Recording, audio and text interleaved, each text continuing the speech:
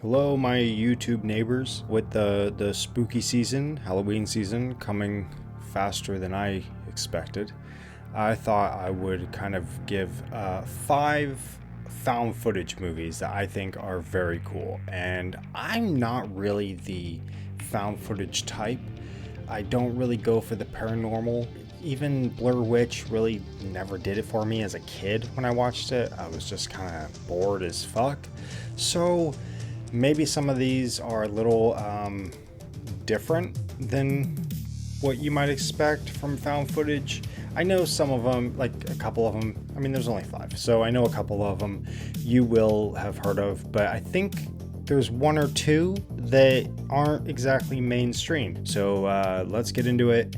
I'm excited. This is the first video into the Halloween season, and it's weird. It's a paranormal, or it's a found footage video, which I did not expect. So it only felt right that this first video, or this first movie that I would recommend, would come from a YouTube channel that I watched on another YouTube channel.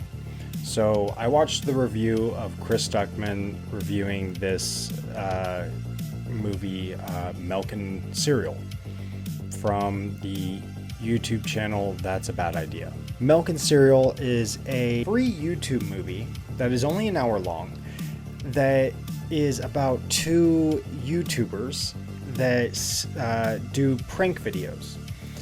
And they're pretty extreme until one of them goes a little too far. But because their videos are so extreme, their pranks are so extreme, you never really know what's a prank and what's not.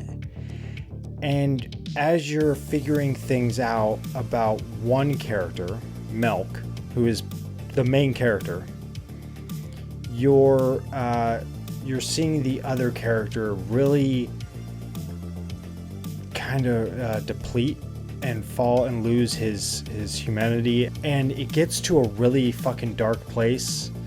And it's really interesting. It really kind of shines a light on, the whole, we've seen pranks go too far, and it's made us question if it's okay and everything. So it's really interesting. It kind of stuck with me for days, and I couldn't stop being annoying about it with coworkers and talking to them about it and recommending it and stuff. I'm like, you gotta really check this out. It's really interesting. So, and again, the found footage thing, it doesn't stick with me. Most of them don't really do it for me. I'm just kind of bored most of the time. So when one of them does, it really is cool. It fucks me up a little bit. And the fact that it's found footage and you're kind of just going with this, when you're at a party and stuff, it just feels like you're at a party, and it just kind of adds to that kind of dirtiness when things do get real. And again, you don't know if it's all real or not until the very end. So you kind of just want to stay attached. And I'll say something happens right about the halfway. This was not part of the fucking plan. This was not part of the fucking plan. It's only an hour, so right about 30 minutes you're going to know, and it's going to start doing some unraveling. So I recommend this one, Milk and Cereal. It's awesome. It's by these 2 YouTubers. Go check it out. So yeah, I hope to spread some awareness with this video. It was awesome. It really kind of fucked me up. All right, next we have one that, the one that probably everybody has heard the most, and that's Chronicle. It came out a few years ago. God, I say a few years ago. It was probably 10 fucking years ago at this point. The main one, the camera holder, is Andrew, and he comes from more of a damaged background, with his dad being a retired firefighter, his mom being on bed rest and sick in the hospital and stuff, and he's bullied in high school, and he kind of lingers around his cousin, and they are friends with the most popular kid in high school, Michael B. Jordan, the first movie I ever saw him in. And this was the movie that I was like, once I saw him in this, I was like, dude, that guy. There's something about that guy that I was like, I want to see him in more stuff. He really stood out. The plot of this movie is they go into a hole, during a party or something. They wander off into the woods, and they go into this hole, and some shit happens. It fucks up the camera. That's all first person. And the next thing we know, from them getting bloody noses and freaking out in this hole, I say hole, it's more like a cave. Next thing we know, they're starting up a new camera and now they have superpowers. And throughout the journey, they're kind of discovering how strong they can get with these superpowers. And the stronger they get and the longer it goes on throughout the movie, we start to understand how damaged Andrew is, because he's the one holding the camera. We're seeing him in his most private moments. We're seeing him with his friends. We're seeing him and how he's different. You know, you start to see how he takes some dark turns. And this is the first movie I saw twice in theaters. I loved this movie the first time I saw it. Admittedly, watching it today, the effects don't completely hold up, but when I saw them, I was like, holy shit, this is the most realistic thing ever. And it's okay now, especially when you see it on like a really HD TV. You know, effects, unfortunately, they kind of separate themselves from the backgrounds and stuff. It's just kind of the way it is. So it does that a little bit, but still, it's so much fun to just see how boys would be boys with this movie. And they do a great job of like that when they get their powers to be able to move shit with their mind, and they go out and the first thing they do is they go out and pull pranks on people, because that's exactly what 3 teenage boys would do if they could move shit. They're moving shit in stores, they're fucking with people, they're playing jackass, you know? It comes down to a semi-satisfying ending. It's good enough for what it is. I'm not expecting something like super marvelly or anything like that, but it just kind of makes you want more. And they talked about a sequel. It didn't seem like it was going to connect with this, but I don't know. I'm hoping that we hear something about another one soon. Next is kind of a weird one. This is a small one. This is The Visit. And I feel like this one just kind of popped up and just went away. And it was an M. Night Shyamalan movie, and I didn't even know that. I watched it and his name came up in the credits, and what the fuck? Like, I remember watching, I don't even think his name was in the fucking trailer, because I feel like I would have known that. But very creepy. Even the trailer just got me. I would say watch half the trailer. That's my kind of way of watching trailers now. I watch half of it. And then I'm done. I'm like, all right, that's good enough. Because it seems like everyone says that they give too much. Then watch half. You know? Don't watch the second half where they're giving away the other part of the movie. So basically, this movie is about a brother and a sister, and their mom puts them on a train to go see their grandparents for the first time. And when they get there, all is good. And then as the night goes on, things start seeming weird with the grandparents. And things get really creepy. And again, it's all handheld from the boys' perspective. I think the girls' part sometimes, but things get really weird and it unravels in a really fucking creepy way. And the twist, I'm sure a lot of people get it. It's probably 50-50. I didn't. And it disturbed the fuck out of me. It's not as good. Like, I bought the movie. I don't think it's probably not one to buy, because you're not going to watch it 1,000 times, because once you know the twist, it's kind of over. But it would be fun. It would be fun to show someone and get their reaction, but it would be a big bummer if they just got the twist right away, because then you got to act like you don't know. But it does try its hand at some humor. It doesn't land for me. I don't know. Horror directors are really weird when it comes to humor. They all have a kind of a weird sense of humor. But I'll say when it comes to the grandparents themselves, extremely creepy. And this one is definitely, for a found footage movie, it's worth at least a first watch. Next is probably the darkest one on this list, and that is the Dirties. And this one, it's gonna sink you to your core, because it does feel very real. That's the fun thing about found footage, right? Is that you want to kind of get that really raw, real feeling. And if it's not ghosts, then you're watching people kind of do some fucked up shit with their camera in hand. And this one is about a school shooting.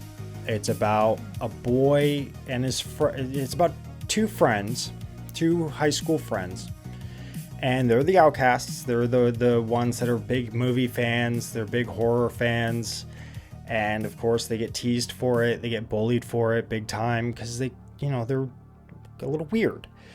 And I relate. I was like that in high school. Absolutely.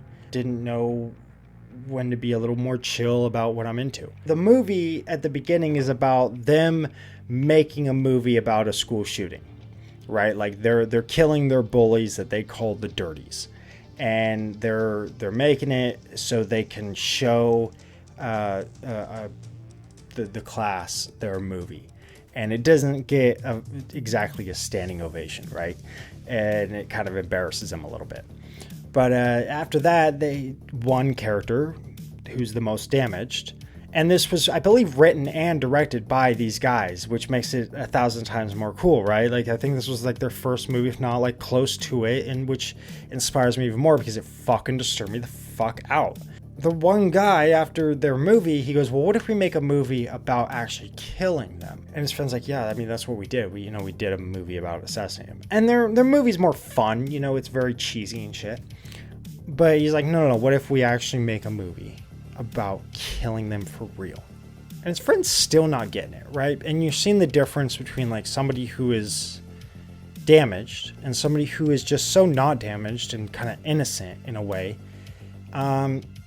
that he's not even like thinking that that's a possibility for real, and it shows kind of the problem and the realism of that situation, of how people's minds work. And as the movie goes on, one friend is planning out to kill their bullies. Really. He's getting the blueprints, and he's even showing and bragging about it. He's bragging about, we're going to make a movie about killing all of you and everything, and nobody's taking them seriously. And it does shine a good light on a very hard situation to talk about, let alone make a fucking movie about. So holy shit to these guys for being able to do it. Where the movie is very smart, and where the movie is as smart as it is creepy, is where you have the character who's planning out this shooting. There's little moments where like he asks his mom if, he tells his mom that he thinks he might be crazy. And his mom tells him, like, well, the difference between crazy people and non-crazy people are crazy people can't tell the difference between reality and fantasy. Can you? And this is the moment where he, like, looks at the camera and then looks back and goes, yeah, I can. And you realize we are his fantasy. We are his movie. And that's the creepiest fucking thing about it, is that there's no cameraman there, man. You know how there's always a cameraman in these movies?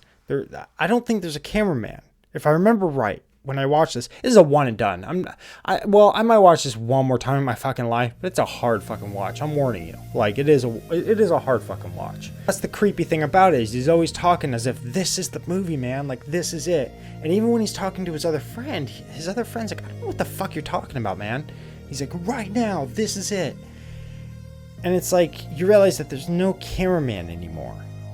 And you see him editing footage that we had just watched. But it makes for a very disturbing feeling.